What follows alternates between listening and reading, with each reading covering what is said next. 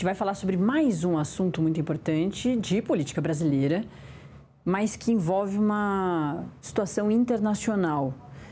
E não tem a ver exatamente com eleições, né? É o primeiro momentinho aqui que a gente respira e não fala só de eleições. O governo dos Estados Unidos passou a considerar aplicar novas sanções contra o ministro do Supremo Tribunal Federal, Alexandre de Moraes, depois das operações autorizadas pelo magistrado contra um jornalista e um ex-secretário do Maranhão por reportagens que denunciam o uso irregular de carros oficiais pelo ministro Flávio Dino e parentes no Maranhão, segundo o jornal britânico Financial Times. Ao longo da semana, Moraes autorizou a realização de mandados de busca e apreensão contra o ex-secretário de Estado do Maranhão, o Raimundo Cotrim. Moraes já havia sido alvo de sanções dos Estados Unidos em 2025, ao ser enquadrado na Lei Magnitsky. Familiares e o escritório de advocacia administrado pela esposa do ministro, a Viviane Barce de Moraes, também foram alvo de sanções econômicas pela relatoria na trama golpista que levou à condenação do ex-presidente Jair Bolsonaro. E para a gente entender melhor toda essa história, a gente recebe aqui o advogado eleitoral Luiz Felipe Ferreira. Oi, Luiz, muito bom dia. Bom dia, Nath, tudo bem? Tudo certo. Luiz, tem mais esse elemento, né? Que é isso, é fora de eleições 2026, mas a gente sabe que vai ser tema, né? A questão do ministro Alexandre de Moraes e mais do que isso, os ministros do Supremo Tribunal Federal, né? O STF tem ganhado cada vez mais protagonismo e muito por causa também de Moraes ali a partir da trama golpista. E esse elemento agora vem como uma bomba, né, de que o Moraes pode sofrer de novo mais sanções. Ele que teve ali a Lei Magnitsky, ele saiu dos sancionados pela Lei Magnitsky, que é uma situação bastante emblemática de entrar e depois de ser retirado dessa lista, que é só para pessoas, para ditadores, para gente de organização criminosa, né, terroristas, e depois de ser retirado é uma situação bastante interessante mesmo. Bom, Nath, a gente tem algumas análises sobre essa situação da aplicação de sanções pela Lei Magnitsky, né? Você tem primeiramente que é uma questão administrativa feita principalmente pela Secretaria de Tesouro e a Secretaria de Estado dos Estados Unidos.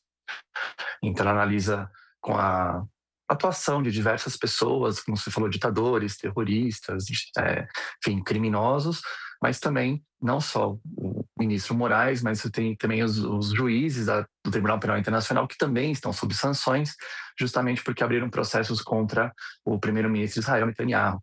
Então, os Estados Unidos ele utiliza muitas vezes isso como uma forma de pressão, não só a questão criminal, enfim, de tentar defender as liberdades, mas também às vezes como uma forma de pressão para impor, às vezes, a sua visão do que é correto e do que atende os interesses dos Estados Unidos nesse determinado momento.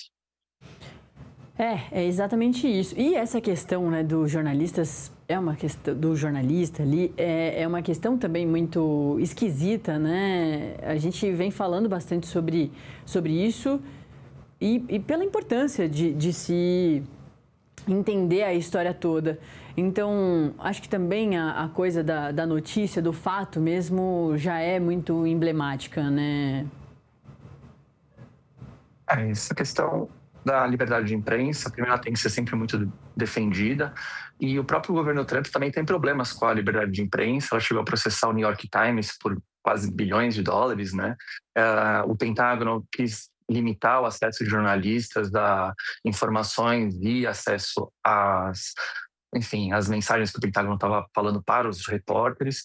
Então, na verdade, acaba sendo 2 pesos, 2 medidas, mas, em regra geral, o governo americano ele sempre tenta determinar e proteger as liberdades mundo afora. Diversos ditadores, diversos países têm aí suas restrições pela Magnitsky, justamente por causa de violar liberdades como a liberdade de imprensa.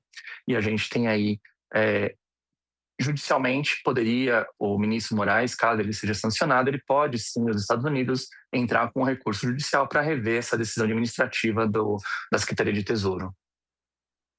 Interessante, porque a gente vem discutindo muito o olhar dos Estados Unidos para a América Latina, para a América do Sul e principalmente para o Brasil, agora que se aproxima das eleições, né? De todas as eleições que já aconteceram na América do Sul recentemente, a parte esquerda, né, oeste da América do Sul, com uma maioria de novos presidentes de direita, agora é o país de tamanho continental, é o maior país da América do Sul, é o Brasil, que vai enfrentar uma eleição que modifica bastante todo o cenário, não só com uma eleição de presidente, mas uma renovação no Congresso.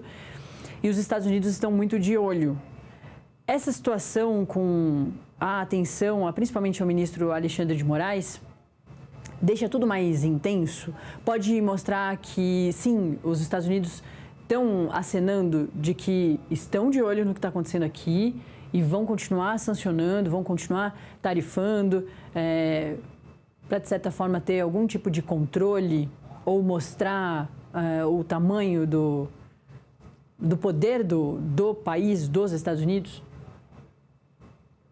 Isso aí é uma situação que, quando você analisa o contexto todo e você tem certas pressões de um país como os Estados Unidos, quando os países ficam sem opção, o que eles fazem? Eles correm para outras opções. Então, hoje você tem um fortalecimento de possíveis sistemas de pagamento junto à China e à Rússia.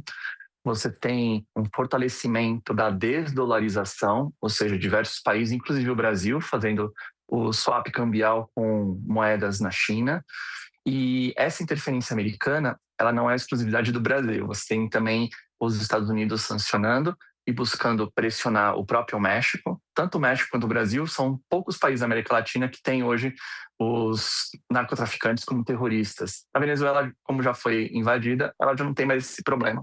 E aí continua sendo levado.